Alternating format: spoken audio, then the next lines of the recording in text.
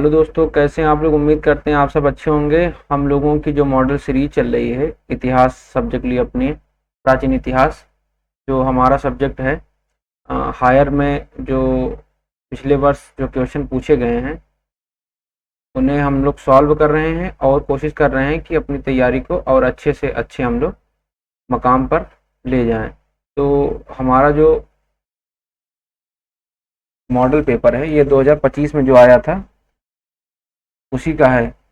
हम लोग सॉल्व करते हैं और देखते हैं कितने क्वेश्चन हम लोग कर पाते हैं। तो आते हैं अपने पहले क्वेश्चन की तरफ। हमारा पहला क्वेश्चन क्या कह रहा है, भारतीय ऐतिहासिक परंपरा के वैचारिक और साहित्यिक विकास में निम्नलिखित में किसका स्थान सर्वाधिक महत्वपूर्ण माना जाता है। आत्रेय भारद्वाज परंपरा, भृगु अंगिरस परंपरा, वशिष्ठ विश्वामित्र परंपरा, कुरु पांचाल परंपरा। बताइए कौन सा इसमें दोस्तों सही है।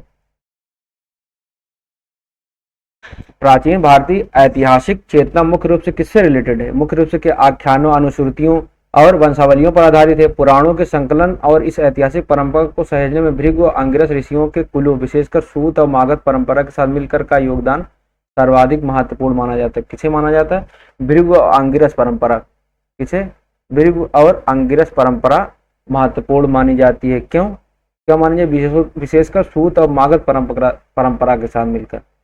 ठीक, तो आते हैं क्वेश्चन नंबर 2 पे। 2 क्या कह रहा है, ऋग्वेद का वह कौन सा मंडल है जो मुख्य रूप से ऋषि विश्वामित्र और उनके परिवार के सूक्तों को पूर्णतः समर्पित है। बताइए कौन सा मंडल है। द्वितीय मंडल है, तीसरा मंडल है, चौथा मंडल है, पांचवा मंडल है। कौन सा मंडल है, ये है तीसरा मंडल। कौन सा, ऑप्शन नंबर सी। जो तीसरा मंडल है ऋग्वेद का किससे रिलेटेड है, ये रिलेटेड ऋषि विश्वामित्र और उनके परिवार से रिलेटेड है। इसी मंडल में हमें क्या गायत्री मंत्र का उल्लेख मिलता है जो वैदिक धर्म का एक प्रमुख आधार माना गया है। क्वेश्चन नंबर 3, निम्नलिखित ब्राह्मण ग्रंथों और उपनिषदों का उनके संबंधित मूल वेदों से सही मिलान करें। कौशितकी ब्राह्मण, शतपथ ब्राह्मण, छांदोग्य उपनिषद, मांडव्य उपनिषद। फिर नीचे दिया है ए सामवेद, बी अथर्ववेद, सी ऋग्वेद, डी शुक्ल यजुर्वेद। बताइए क्वेश्चन नंबर 3 का कौन सा सही है। बताइए कौशितकी ब्राह्मण किससे रिलेटेड। कौशितकी ब्राह्मण हमारा किससे रिलेटेड है, ये रिलेटेड हमारा है ऋग्वेद से। किसके, ऋग्वेद से रिलेटेड है। ठीक, शतपथ ब्राह्मण किससे रिलेटेड है, ये रिलेटेड है किसका, शुक्ल यजुर्वेद से रिलेटेड है। और छांदोग्य उपनिषद किससे रिलेटेड है, छांदोग्य उपनिषद हमारा रिलेटेड है किससे, सामवेद से। किससे, सामवेद से रिलेटेड है, सामवेद से रिलेटेड है। ठीक, सामवेद से रिलेटेड है। ठीक, और मांडव्य उपनिषद किससे रिलेटेड है, मांडव्य उपनिषद रिलेटेड है किससे, अथर्ववेद से। किससे, मांडव्य किससे रिलेटेड, अथर्ववेद। हमारा ऑप्शन नंबर कौन सही हो रहा है, ऑप्शन नंबर डी सही हो रहा है। क्वेश्चन नंबर 4 क्या क्या कह रहा है, तत्वार्थ राज वार्तिक नामक प्रसिद्ध दार्शनिक ग्रंथ की रचना निम्नलिखित में किस विद्वान द्वारा की गई है। बताइए तत्वार्थ राज वार्तिक नामक प्रसिद्ध दार्शनिक ग्रंथ की रचना निम्नलिखित में किस विद्वान द्वारा की गई थी। बताइए क्वेश्चन नंबर 4 का आंसर, ये कौन, इसका रचयिता कौन दोस्तों, ये थे अकलंक देव। कौन थे, ये थे अकलंक देव। तत्वार्थ राज वार्तिक की 8वीं शताब्दी की 8 AD की रचना है। ठीक, 8 AD की रचना है ये। ठीक है, महान दिगंबर जैन आचार्य अकलंक देव द्वारा रचित एक महत्वपूर्ण दार्शनिक ग्रंथ है जो उमा स्वामी के तत्वार्थ शोध पर एक विस्तृत और तार्किक भाष्य है। ठीक, क्वेश्चन नंबर 5, उड़िया मादल पांजी नामक ऐतिहासिक वृत्तांत से मुख्य रूप से किस क्षेत्रीय राजवंश के बारे में विस्तृत जानकारी प्राप्त होती है। उड़िया मादल पांजी नामक ऐतिहासिक वृत्तांत से मुख्य रूप से किस क्षेत्रीय राजवंश के बारे में विस्तृत जानकारी प्राप्त होती है। केसरी वंश, गजपति वंश, गंग वंश, भोई वंश। बताइए क्वेश्चन नंबर 5 का आंसर, उड़िया मादल पांजी नामक ऐतिहासिक वृत्तांत से मुख्य रूप से किस क्षेत्रीय राजवंश के बारे में विस्तृत जानकारी प्राप्त होती है। ये दोस्तों ये होती है केसरी वंश। किससे, केसरी वंश, केसरी वंश के बारे में। ठीक है, क्वेश्चन नंबर 6 क्या कह रहे हैं, वैदिक संहिताओं में वर्णित प्रजापति और सोम के संदर्भ के कथनों पर विचार करें। शतपथ ब्राह्मण में प्रजापति को षोडशी कहा गया है। ऋग्वेद में सोम का संबंध ऋत ब्रह्मांडी व्यवस्था से जोड़ा गया है। बताइए क्वेश्चन नंबर 6 का आंसर बताइए। कह रहा है दोनों कथन 1 और 2 सत्य हैं, केवल एक सत्य है, केवल कथन 2 सत्य है, दोनों कथन 1 और दोनों असत्य हैं। बात बिल्कुल सही है। शतपथ ब्राह्मण प्रजापति को षोडशी कहा गया है। ऋग्वेद में सोम का संबंध ऋत ब्रह्मांडी व्यवस्था से जोड़ा गया, तो कथन दोनों सत्य हैं। क्वेश्चन नंबर 7, मंजूश्री मूलकल्प और परिशिष्ट पर्व के संदर्भ में कथनों पर विचार करें। मंजूश्री मूलकल्प में बिंदुसार को बद्धसार कहा गया है। परिशिष्ट पर्व में चंद्रगुप्त मौर्य के प्रारंभिक जीवन का विवरण प्राप्त होता है। दोनों कथन एक और दो सत्य हैं। केवल कथन एक सत्य है, केवल कथन दो सत्य है, कथन एक असत्य है, दो सत्य है। बताइए मंजूश्री मूलकल्प और परिशिष्ट पर्व के संदर्भ में कथन विचार करें। मंजूश्री मूलकल्प में बिंदुसार को बद्धसार कहा गया है। परिशिष्ट पर्व में चंद्रगुप्त मौर्य के प्रारंभिक जीवन का विवरण मिलता है। बताइए क्वेश्चन नंबर 7 का आंसर क्या है? क्वेश्चन नंबर 7 का आंसर क्या है? मंजूश्री मूलकल्प जो ये कह रहा है, मंजूश्री मूलकल्प किसका है? ये महायान बौद्ध ग्रंथ है जो मौर्य और गुप्तकालीन राजनीतिक इतिहास पर प्रकाश डालता है। ठीक, इसमें ये तो हमारा कट जाता है, ये तो हमारा क्या है? कथन एक असत्य हो जाता है। और फिर क्या कह रहा है? परिशिष्ट पर्व में चंद्रगुप्त मौर्य के प्रारंभिक जीवन का विवरण प्राप्त होता है। बात तो बिल्कुल सही है। तो हमारा क्या सही है? परिशिष्ट पर्व में तो हमारा कथन एक असत्य, कथन और दो सत्य है। तो हमारा यही ऑप्शन हमारा सही हो रहा है। ये ऑप्शन नंबर 2 यही सही हो रहा है।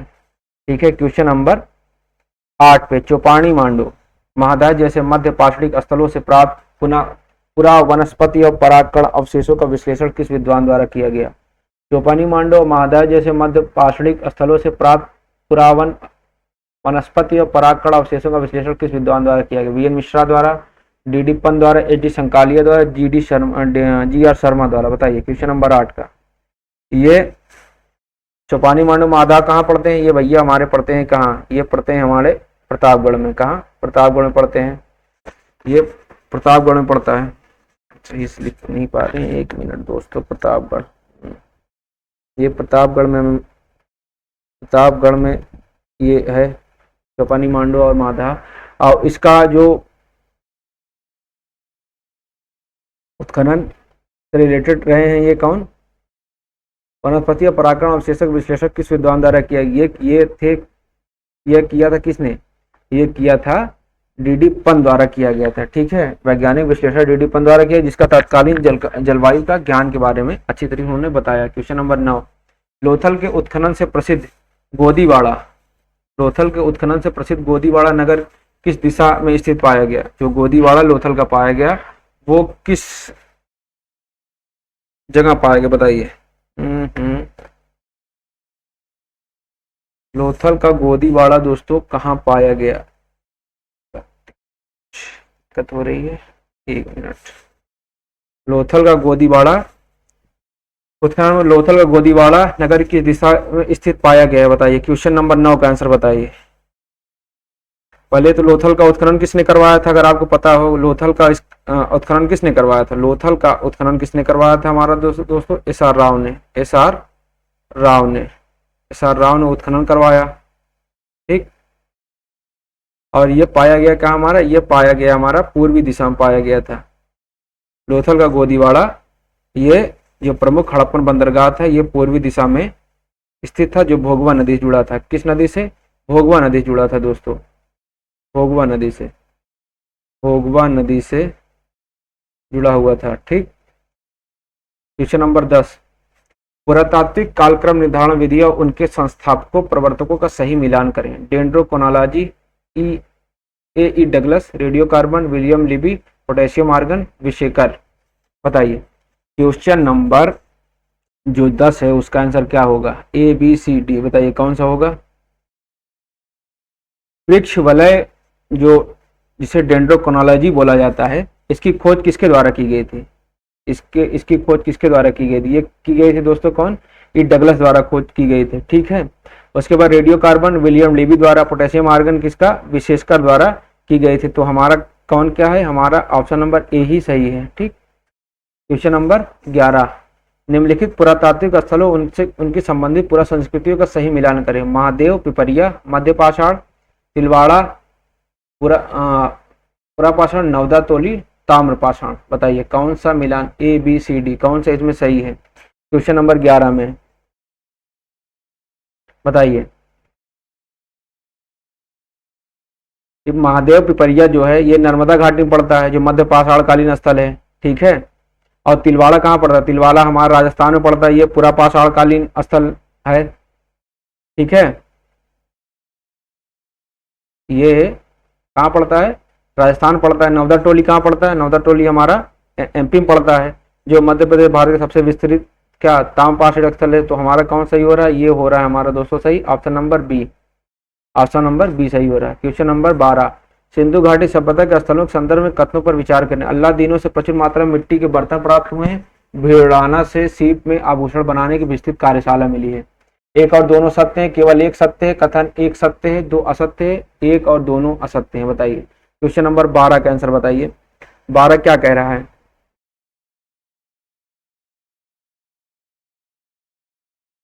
बताइए क्वेश्चन नंबर 12 का आंसर बताइए। अल्लाह दीनों से प्रचुर मात्रा में मिट्टी के बर्तन प्राप्त होते हैं, बात से, लेकिन भिराना में सीप के आभूषण बनाने की विस्तृत कार्यशाला मिली है। क्या भिराना से मिलती है, नहीं, ये मिलता है कहाँ, नागेश्वर और बालाकोट में थे, जो समुद्र के निकट स्थित थे। तो हमारा जो ये भिराना वाला ऑप्शन है, ये ऑप्शन कट जाता है। तो कथन एक सत्य है और दो असत्य है, एक सत्य है दो असत्य है, तो ऑप्शन नंबर हमारा सी सही है। ठीक है, आते हैं क्वेश्चन नंबर 12 पे। हड़प्पा सभ्यता के मापन उपकरणों के संदर्भ के कथनों पर विचार करो। मोहनजोदड़ो से सीप का बना हुआ पैमाना प्राप्त हुआ, लोथल से हाथी दांत का बना हुआ पैमाना प्राप्त हुआ। एक और दोनों सत्य हैं, केवल एक सत्य है, केवल दो सत्य, एक और दोनों सत्य हैं। बताइए क्वेश्चन नंबर 13 का आंसर बताइए, क्वेश्चन नंबर 13 का आंसर बताइए। हड़प्पा सभ्यता के लोग क्या मापन विज्ञान में अंतर निपुण थे, बात तो बिल्कुल सही है। मोहनजोदड़ो से उत्खनन में क्या सीप का बना हुआ सटीक पैमाना मिला है, जबकि लोथल से हाथी दांत के स्केल प्राप्त हुए, जो उनके व्यापारिक कौशल को बताता है। तो हमारा एक और दो दोनों सत्य हैं, एक और दोनों सत्य हैं। क्वेश्चन नंबर 14, सिंधु स्थलों को उनके मुख्य उत्खननकर्ताओं का सही मिलान करें। पोर्टदीजी का उत्खनन किसने करवाया, मांडा का, सुटकुर्दा का, ए बी सी डी, बताइए कौन सा इसमें सही है। पोर्टदीजी का उत्खनन किसने करवाया, पोर्टदीजी का उत्खनन ये करवाया था किसने, फजल अहमद खान ने किया। जबकि मांडा जो हड़प्पा का सबसे उत्तरी स्थल है, इसका उत्खनन किसने करवाया था, मांडा का उत्खनन जेपी जोशी ने करवाया था। 1 का ए, बी का 2, उसके बाद सुटकोत्रा जो गुजरात में पड़ता है, इसका जो जहाँ घोड़े की हड्डियां मिली हैं, उसका उत्खनन किसने, जगपति जोशी ने करवाया था। तो हमारा ऑप्शन नंबर कौन सा सही हो रहा है, 1 का ए, 2 का सी। क्वेश्चन नंबर 14 का, पोर्टदीजी का फजल अहमद खान, बी का 2, 1 का ए, बी का 2, सी का 3। तो ऑप्शन नंबर हमारा ए सही हो रहा है। कौन सही हो रहा है, ऑप्शन नंबर ए सही हो रहा है, ए ये सही हो रहा है। ठीक, अब आते हैं क्वेश्चन नंबर 15 पे। 15 क्या करे, आहड़ सांस्कृतिक संबंध निम्नलिखित में कौन से तथ्य सत्य है।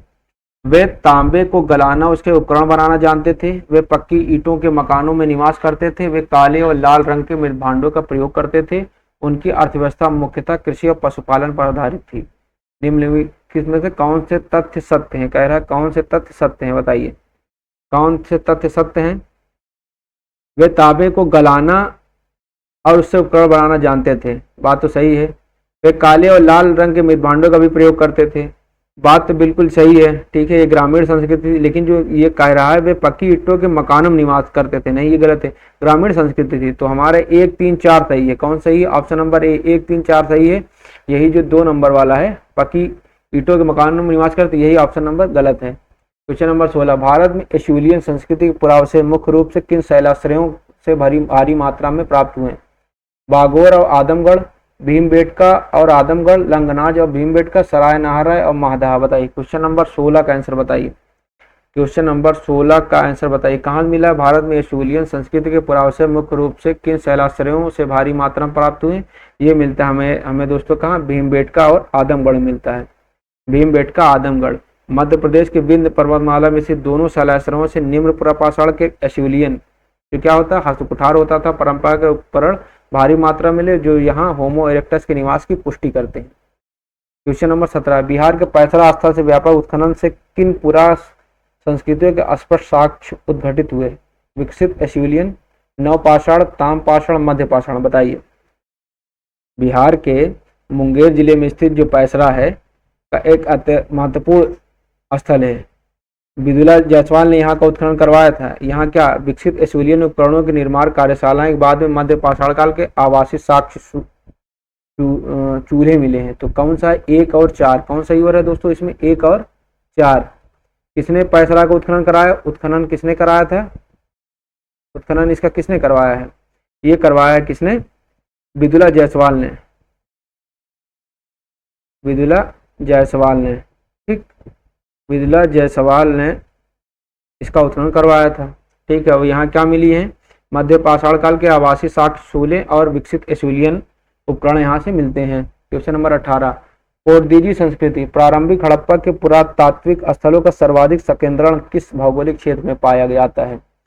पोर्तुगीजी संस्कृति प्रारंभिक हड़प्पा के पुरातात्विक स्थलों का सर्वाधिक संकेंद्रण किस भौगोलिक क्षेत्र में पाया जाता है? मकरान तट, कच्छ का रण, चोलिस्तान, घग्गर, हाकरा बेसिन। बताइए कहाँ पाया जाता है? ये पाया जाता है चोलिस्तान।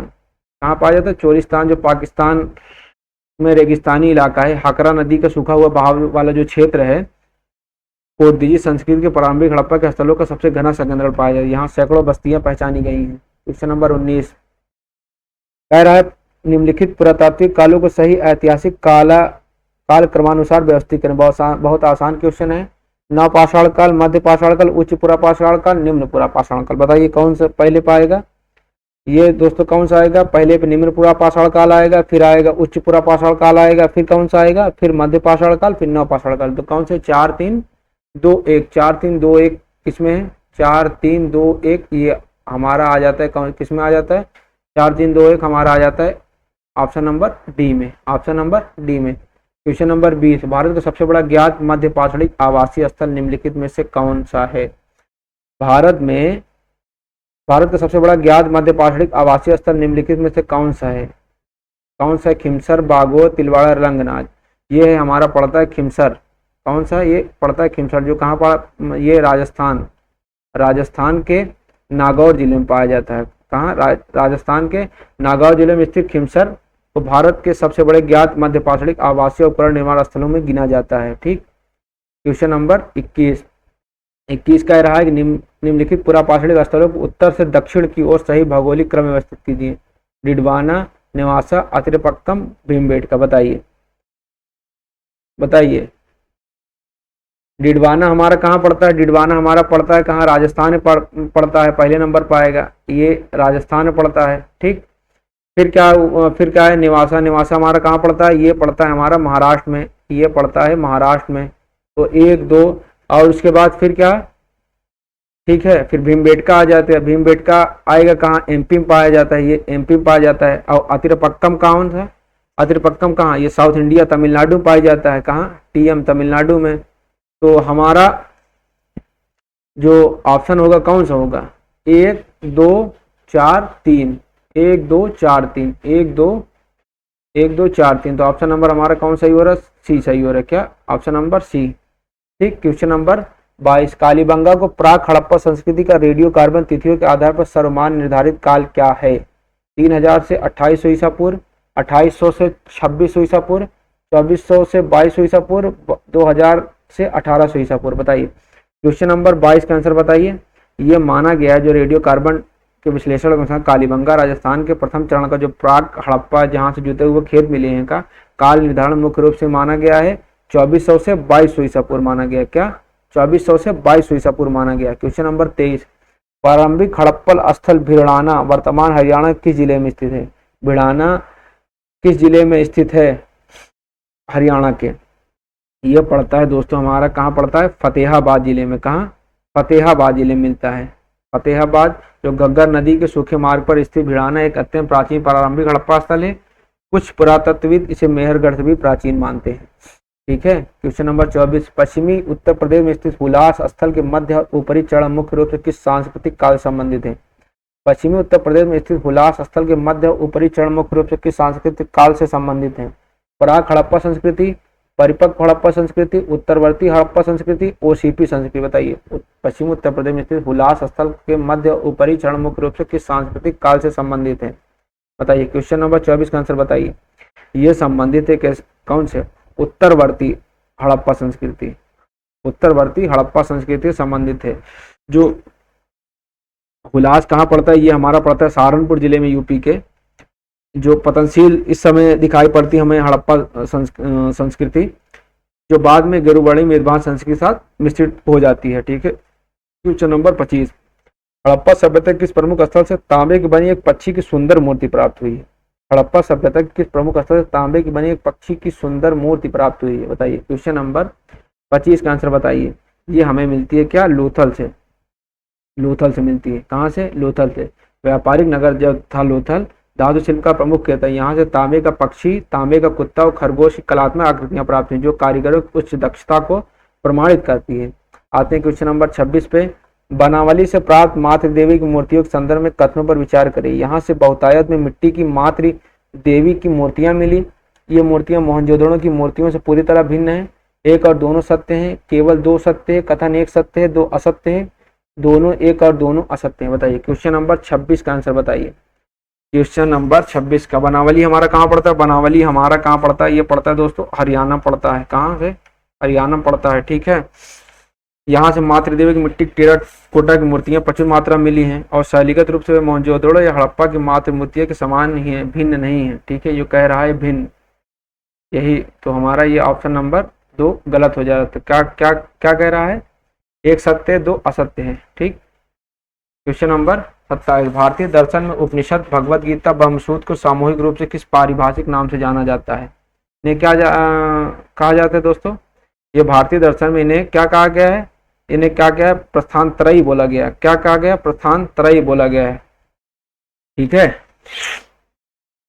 आते क्वेश्चन नंबर 28 पे। वैदिक यज्ञों की प्रकृति के संबंध में कथनों पर विचार करें। कह रहा श्रौत यज्ञ पूर्णतः वेदों की संहिताओं ब्राह्मणों के जटिल कर्मकांडों पर आधारित थे। श्रौत यज्ञ पूर्णतः वेदों की संहिताओं ब्राह्मणों के जटिल कर्मकांडों पर आधारित थे। गृह यज्ञ मुख्य रूप से दैनिक जीवन के पारिवारिक संस्कारों से जुड़े हुए थे। एक और दोनों सत्य हैं, केवल एक सत्य, केवल दो सत्य, एक और दोनों असत्य हैं। बताइए क्वेश्चन नंबर 28 का आंसर बताइए। क्वेश्चन नंबर 28 का आंसर क्या है?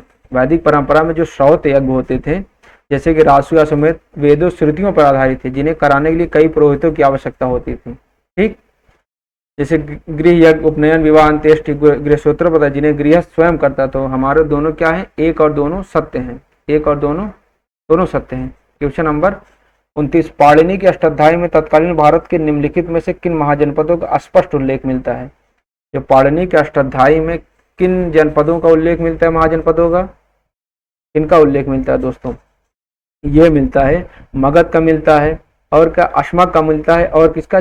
कंबोज का मिलता है। चेदी का नहीं मिलता है, चेदी का नहीं मिलता है। तो ऑप्शन नंबर हमारा 1 सही है। और कितने जनपदों का उल्लेख ये देते हैं? ये 22 महाजनपदों का उल्लेख देते हैं। 22 महाजनपदों का उल्लेख आता है। 22 महाजनपदों का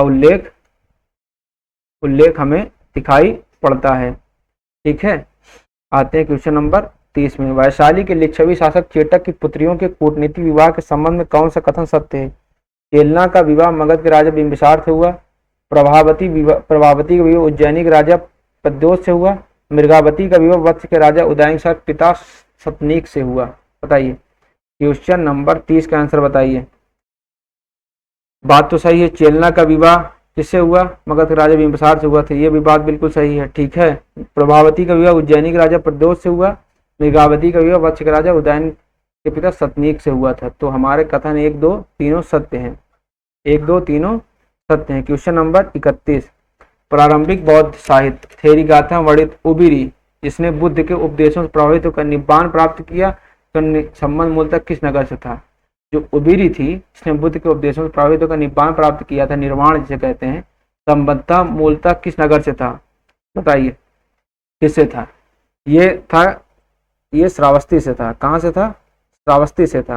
प्रारंभिक जो बौद्ध साहित्य जो थेरी गाथा किसके लिए है? भिक्षुणियों की कविताएं हैं।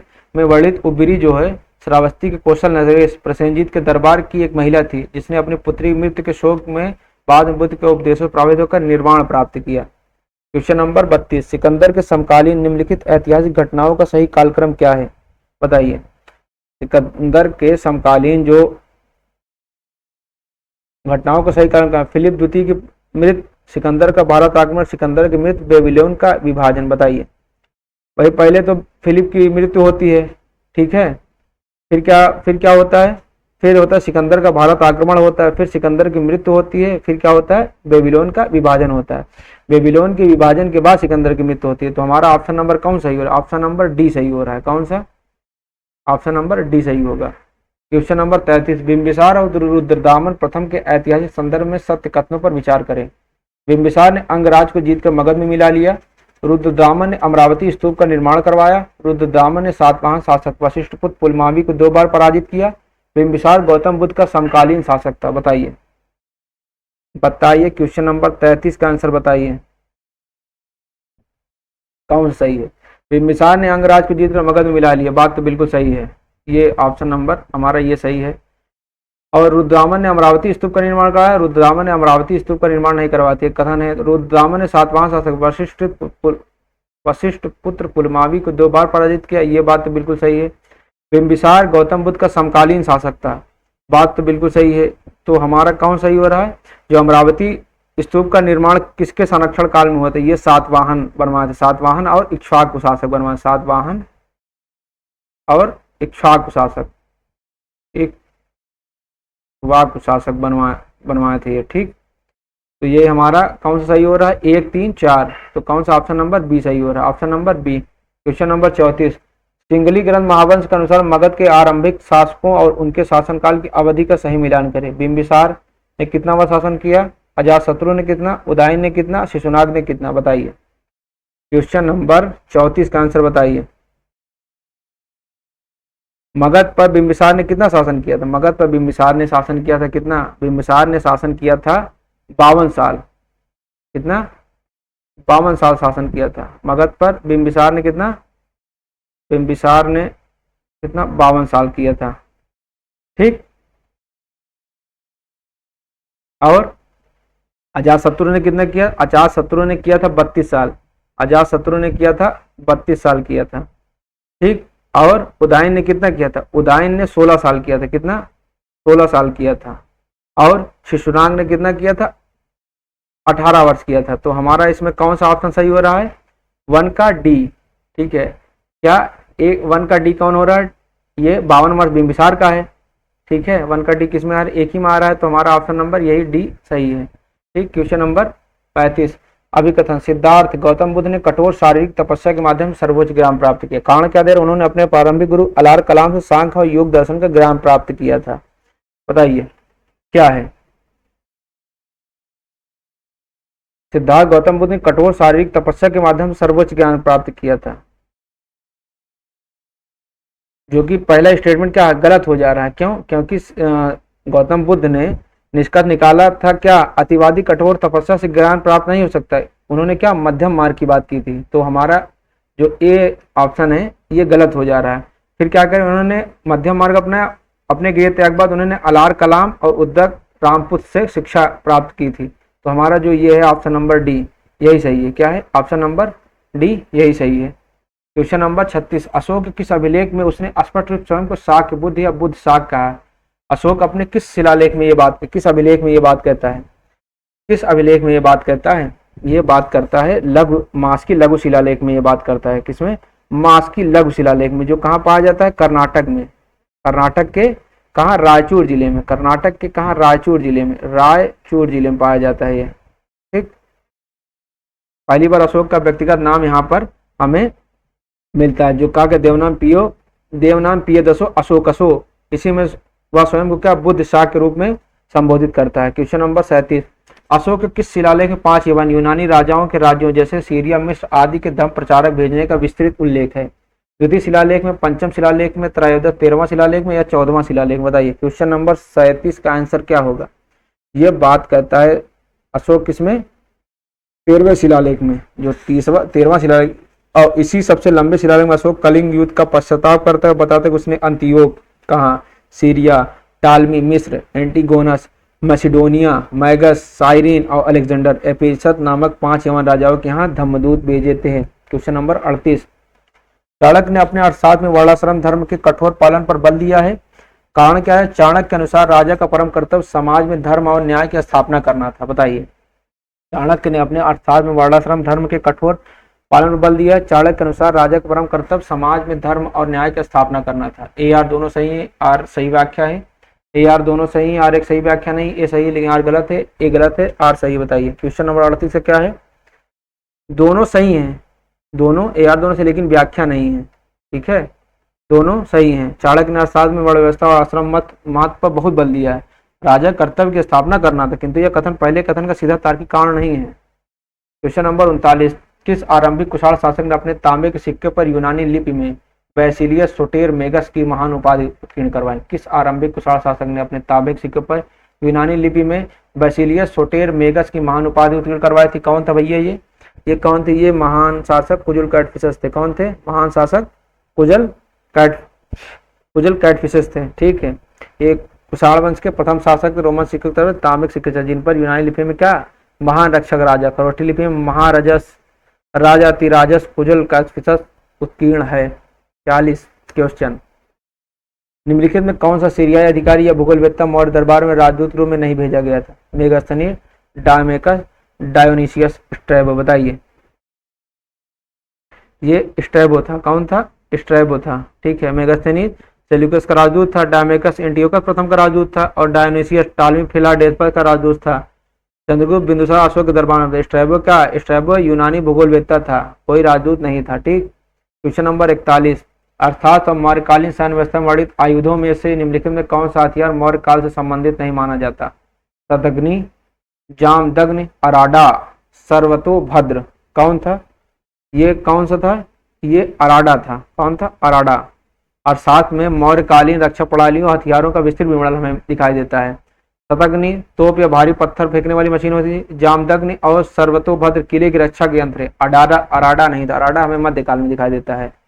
नेपाल की काठमांडू घाटी में स्थित देवपत्तन नामक नगर की स्थापना अशोक ने किसके लिए की थी? देवपत्तन जो नगर की स्थापना नेपाल की काठमांडू घाटी में है, ये अशोक ने किसके लिए की थी? स्वयं के निवास के लिए, अपनी पुत्री चारुमती के लिए, बौद्ध भिक्षुओं के विहार के लिए, अपनी रानी कारुवाकी के लिए। बताइए, किसके लिए किया था? ये किसके लिए किया था? जो नेपाली अनुश्रुति है, अशोक अपनी पुत्री चारुमती के साथ नेपाल काठमांडू घाटी गया था, वहीं उसने अपने पुत्री निवास के लिए देवपत्तन नामक नगर की स्थापना की थी। तो किसे? अपनी पुत्री चारुमती के लिए। अगर मान लीजिए पूछ लिया जाए कि चारुमती कौन थी? अशोक की पुत्री थी। क्वेश्चन नंबर 43, वाकाटक रानी प्रभावती गुप्ता चंद्रगुप्त द्वितीय विक्रमादित्य के पूना ताम्रपत्र अभिलेख का मुख्य उत्कीर्णक कौन था? हरिसेन, रविकीर्ति, चक्रदास, वीरसेन। बताइए, कौन था? ये कौन था भैया? ताम्रपत्र जो प्रभावती गुप्ता का कौन था? ये थे कौन? चक्रदास। वाकाटक नरेश रुद्रसेन द्वितीय की पत्नी कौन थी? यही थी कौन? प्रभावती गुप्ता, और इनकी पुत्री थी चंद्रगुप्त द्वितीय विक्रमादित्य की। ठीक है, पूना ताम्रपत्र अभिलेख के अंत में स्पष्ट रूप से उत्कीर्णक के रूप में चक्रदास का नाम अंकित हमें दिखाई देता है। क्वेश्चन नंबर 44 कह रहा है, गुजरात किस चालुक्य सोलंकी शासक ने जैन आचार्य हेमचंद के प्रभाव में आकर अपने संपूर्ण राज्य में शराब के उत्पादन और बिक्री पर पूर्ण प्रतिबंध लगा दिया? मूलराज प्रथम, जयसिंह सिद्धराज, भीम द्वितीय, कुमारपाल। ये कौन था भैया?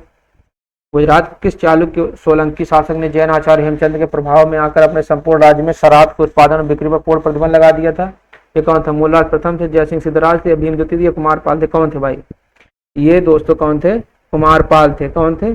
कुमारपाल। गुजरात के सोलंकी चालुक्य शासक कौन? कुमारपाल ने महान जैन आचार्य हेमचंद के प्रभाव में आकर जैन धर्म अपना लिया था। उसने अपने संपूर्ण राज्य में अमारी अहिंसा की घोषणा की और मद्यपान तथा पशु बलि पर पूर्णतः रोक लगा दी। क्वेश्चन नंबर 45, प्राचीन भारत के शैलोत्कीर्ण स्थल से 8 मानव जैसी आकृतियों का उत्कृष्ट उत्कीर्णन जिसमें सातवाहन राज परिवार दर्शाया गया प्राप्त हुआ है, कहाँ मिलता है? अजंता गुफा से, बाघ गुफा से, उदयगिरी गुफा या नाना घाट गुफा से? कहाँ मिलता है ये दोस्तों? मिलता है हमारे कहाँ? नाना घाट गुफा से। कहाँ? नाना घाट गुफा। सातवाहन नरेश सातकर्णी प्रथम की रानी कौन थी? नागनिका के नाना घाट गुफा अभिलेख में गुफा की दीवारों पर शिमुख, सातकर्णी और राज परिवार के सदस्यों की 8 आकृतियां उत्कीर्ण की गई थी। क्वेश्चन नंबर 46 क्या कह रहा है कि मौखरी शासक शार्दुल वर्मा राजस्थान के बड़वा यूप अभिलेख के संदर्भ में कथनों विचार करे? शार्दुल वर्मा का स्पष्ट उल्लेख बड़वा यूप अभिलेख में प्राप्त होता है। बड़वा यूप अभिलेख मौखरियों द्वारा त्रिराग यज्ञ के संपादन को प्रमाणित करता है। बताइए क्वेश्चन नंबर 46 का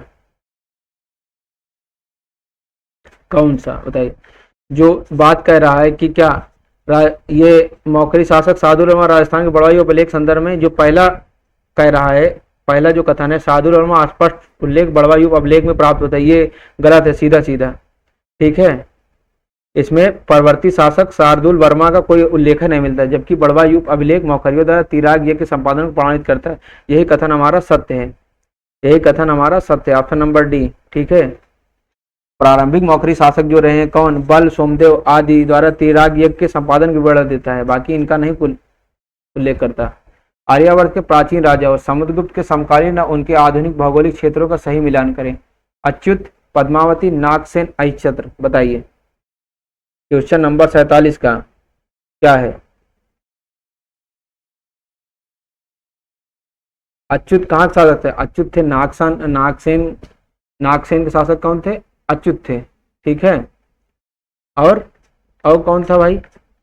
तो हमारा ऑप्शन नंबर जो डी है 47 का डी, 1 का बी, 2 का है, यही सही है, ठीक है। नागसेन का संबंध पद्मावती ग्वालियर के पास से, अच्युत का संबंध बरेली यूपी से था। समुद्रगुप्त ने आर्यावर्त के प्रथम युद्ध में इन नागवंशी शासकों को पराजित किया था। क्वेश्चन नंबर 48 क्या कह रहा है? अमरकोश और गुप्तकालीन कृषि व्यवस्था में हरे भरे फसलों से लहलहाते सिंचित खेतों के समूह किस तकनीकी शब्द से जाना जाता था? सीथा, खिल्य, कैदरक या अपराहत? ये था कौन सा वर्ड? ये कैदरक वर्ड था। कैदरक। अमरकोश अन्य गुप्तकालीन साहित्य में भूमि और कृषि से विस्तृत वर्गीकरण मिलते हैं। कैदरक शब्द का प्रयोग सिंचाई युक्त हरे भरे और फसलों से लहलहाते खेतों के समूह के लिए किया जाता था। क्वेश्चन नंबर 49, नासिक गुहा लेख के अनुसार महान सातवाहन राजमाता गौतमी बलश्री की प्रमुख परिचारिका प्रतिहारी का क्या नाम था? नासिक गुहा लेख के अनुसार महान सातवाहन राजमाता गौतमी बलश्री की प्रमुख परिचारिका प्रतिहारी का क्या नाम था? क्वेश्चन नंबर क्या नाम था? ये था लोटा नाम था इसका। क्या नाम था? लोटा। वशिष्ठ पुत्र पुलमाविक शासनकाल के 19वें वर्ष में नासिक गुहालेख में राजमाता गौतमी बलश्री के महादानों का वर्णन, उसी अभिलेख में उनकी मुख्य परिचारिका लोटा का भी उल्लेख मिलता है, ठीक। क्वेश्चन नंबर 50, दक्षिण भारत के उत्तरवर्ती चालुक्य कल्याणी शासकों का सही ऐतिहासिक कालक्रम क्या है? दक्षिण भारत के उत्तरवर्ती चालुक्य शासकों का सही ऐतिहासिक कालक्रम क्या है? बताइए क्या है? सोमेश्वर द्वितीय, विक्रमादित्य षष्ठ, सोमेश्वर तृतीय, तैलप तृतीय? बताइए क्या है? पहले पाते हैं विक्रमादित्य षष्ठ, क्या है, ठीक है। उसके बाद कौन आ जाता है? उसके बाद आ जाते हैं कौन? सोमेश्वर तृतीय आते हैं, फिर आते हैं कौन? फिर तैलप आते हैं, फिर सोमेश्वर द्वितीय आते हैं, ठीक है। तो हमारा कौन सही हो रहा है? 2 3 4 1। कौन सा? 2 3 4 1, ऑप्शन नंबर सी सही हो रहा है।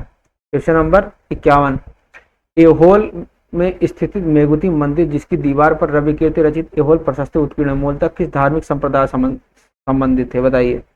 मेघुती की जैन मंदिर पे, ये सॉरी कह दिया मैंने जैन से रिलेटेड है, मैंने जबान से निकल गए। मेघुती का जैन मंदिर इसे बोला जाता है।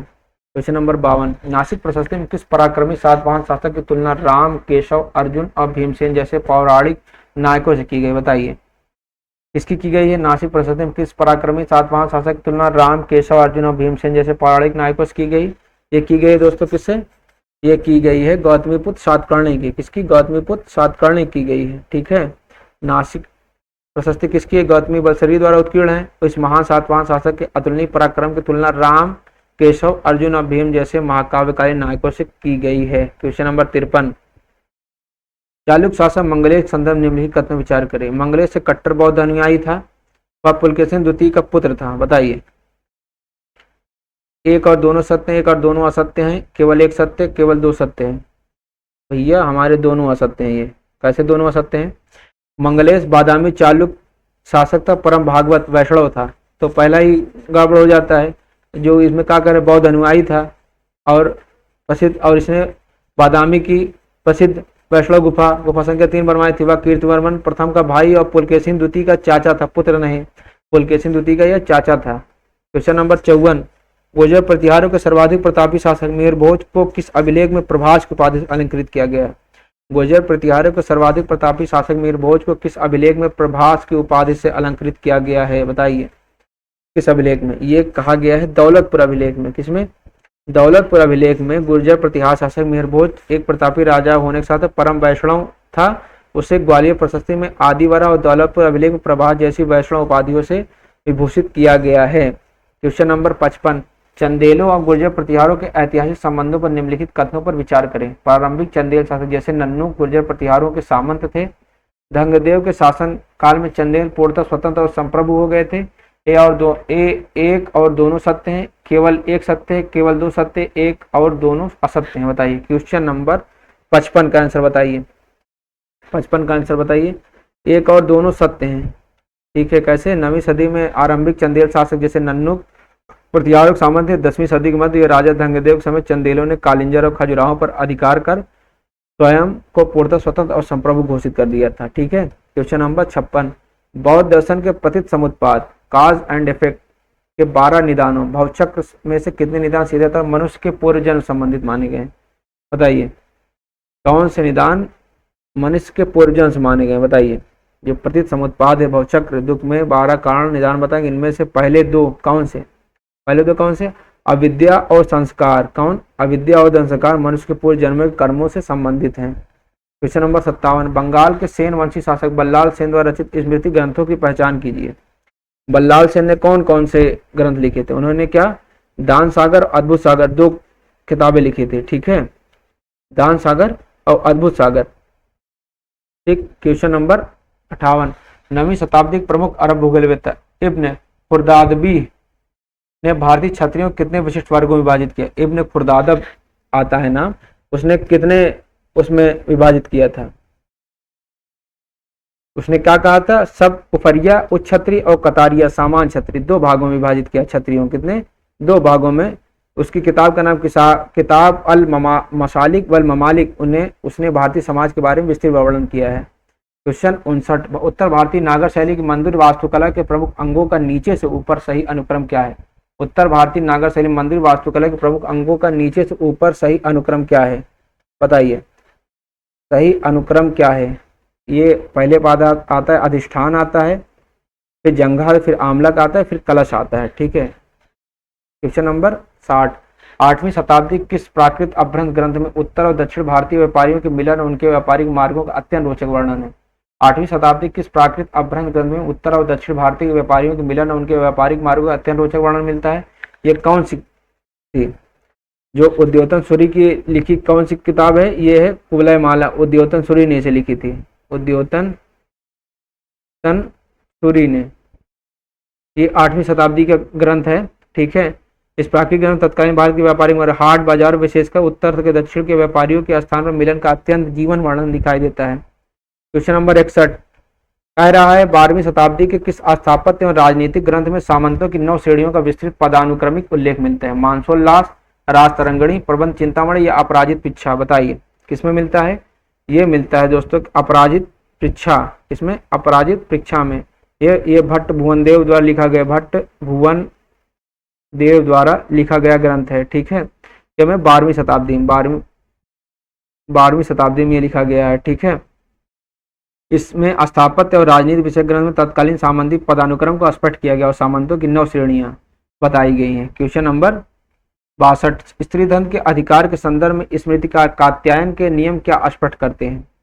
महिला को अपना स्त्री धन बेचने या गिरवी रखने का पूर्ण अधिकार था। स्त्री धन पर केवल पति का ही एकाधिकार था। स्त्री धन किसी भी स्थिति में राज द्वारा जब्त किया जा सकता था। महिलाओं को किसी भी प्रकार की अचल संपत्ति रखने का अधिकार नहीं था। बताइए क्वेश्चन नंबर 62 का आंसर बताइए। जो कात्यायन क्या कहते हैं? कात्यायन कहते हैं महिला को अपना स्त्री धन बेचने या गिरवी रखने का पूर्ण अधिकार था। ठीक है। क्वेश्चन नंबर 63 प्राचीन स्मृति और सती प्रथा के संबंध में कथनों पर विचार करें। स्मृति साहित्य में 8 वर्ष की कन्या को गौरी कहा जाता था। 12वीं सदी के टीकाकार अपरार्क ने सती प्रथा का कड़ा विरोध किया था। बताइए कौन सा सही है? क्वेश्चन नंबर 63 का बात तो बिल्कुल सही। स्मृति साहित्य में 8 वर्ष की कन्या को गौरी कहा गया है। धर्मशास्त्रों विवाह योग आयु संदर्भ 8 वर्ष कन्या गौरी कहा। 12वीं सदी के प्रसिद्ध टीकाकार अपरार्क जिन्होंने याज्ञवल्क्य स्मृति पर टीका लिखी, सती प्रथा का उन्होंने विरोध नहीं बल्कि समर्थन किया था। क्या किया था? समर्थन किया था। तो हमारा कौन सा कथन? एक सत्य और 2 असत्य है। ठीक है, यही option number C. Question number 64 किस आधुनिक इतिहासकार ने ऐतिहासिक न्याय को पूर्णतः एक मूल्य आधारित दार्शनिक संकल्पना माना है? ED Mandelbaum, E.H. Carr, R.G. Collingwood, Marc Bloch. ये कौन थे? ये दोस्तों हमारे एडी मेंडलबॉम हैं। एडी मेंडलबॉम ने अपनी जो रचना हिस्ट्री मैन एंड रीजन में मेंडलबॉम ने ऐतिहासिक न्याय के महज तथ्यों का लेखाजोखा नहीं बल्कि एक मूल्य आधारित दार्शनिक और नैतिक संकल्पना माना है। क्वेश्चन नंबर 65 यूरोपीय इतिहास लेखन में ऐतिहासिक प्रत्यक्षवाद और वस्तुनिष्ठ इतिहास का जनक किसे माना जाता है? यूरोपीय इतिहास लेखन में ऐतिहासिक प्रत्यक्षवाद और वस्तुनिष्ठ इतिहास का जनक किसे माना जाता है? यह माना जाता है दोस्तों लियोपोल्ड वान राके को माना जाता है। किन्हें? लियोपोल्ड वान राके। उनका प्रसिद्ध नारा क्या था? अतीत जैसा था उसे ठीक वैसा ही प्रस्तुत करना है। क्वेश्चन नंबर 66 इतिहास उपन्यासों से भी अधिक रोचक होता है, वह प्रसिद्ध कथन किस प्रबुद्ध दार्शनिक इतिहासकार का है? इतिहास उपन्यासों से भी अधिक रोचक होता है, यह प्रसिद्ध कथन किस प्रबुद्ध दार्शनिक इतिहासकार का है? ये डेविड ह्यूम का है। किसका है? डेविड ह्यूम का है। क्वेश्चन नंबर 67 क्या कह रहा है? 67 कह रहा है विचारकों, इतिहासकारों, उनके प्रसिद्ध ऐतिहासिक सिद्धांतों या ग्रंथों का सही मिलान करें। E.H. Car the idea of history, R.G. Collingwood इतिहास अतीत और वर्तमान के बीच एक अनवरत संवाद है। बताइए क्वेश्चन नंबर 1 का बी, 2 का है, जो 67 नंबर क्वेश्चन का यही सही है। ठीक है, 1 का बी। E.H. कार कहते इतिहास अतीत और वर्तमान बीच एक अनवरत संवाद है। R.G. कॉलिंगवुड की रचना द आइडिया ऑफ हिस्ट्री है। क्वेश्चन नंबर 68, भारतीय इतिहास लेखन के प्रमुख विचारधाराओं उनके समर्थकों का मिलान करें। साम्राज्यवादी विचारधारा, ए.पी. जायसवाल, राष्ट्रवादी विचारधारा, विंसेंट स्मिथ। तो साम्राज्यवादी विचारधारा 1 का बी, 1 का बी, 2 का है, तो हमारा ऑप्शन नंबर सी सही हो रहा है। क्वेश्चन नंबर 69, विदेशी यात्रियों को उनके भारत संबंधी यात्रा वृत्तांतों का सही मिलान करें। फाहयान ना और सियूकी, हेंसांग, फोको क्यों? बताइए बताइए फाहयान ने क्या लिखी? फाहयान की रचना का कहते हैं फो की बौद्ध राज्यों विवरण कहा जाता है, जबकि वेंसांग की रचना क्या, वेंसांग क्या, सी यू की। तो क्या हो जाए हमारा, कौन सही हो रहा है? ऑप्शन नंबर बी सही हो रहा है। कौन सा? 1 का बी, 2 का ए। क्वेश्चन नंबर 70, आखिरी क्वेश्चन, इतिहास केवल विगत घटनाओं का संकलन मात्र नहीं है, अपितु यह घटनाओं में निहित कार्य कारण प्रक्रिया की गवेषणा भी है। यह तार्किक कथन किसका है? Arnold Toynbee, Georg William Frederick Hegel का, या ओसवाल्ड स्पेंगल का, या बेनेडिक्टो क्रोचे का? ये किसका है? यह द्वंद्वात्मक जो पद्धति का सिद्धांत किसने दिया था? ये दिए थे कहीं हीगल ने दिया था। किसने? हीगल ने दिया था। तो हमारा दोस्तों ये जो मॉडल पेपर है ये कंप्लीट होता है आप लोगों से, फिर हम नए वीडियो मिलते हैं। तब तक के लिए दोस्तों अलविदा चाहते हैं, मिलते हैं आप लोगों से नए वीडियो में। ठीक।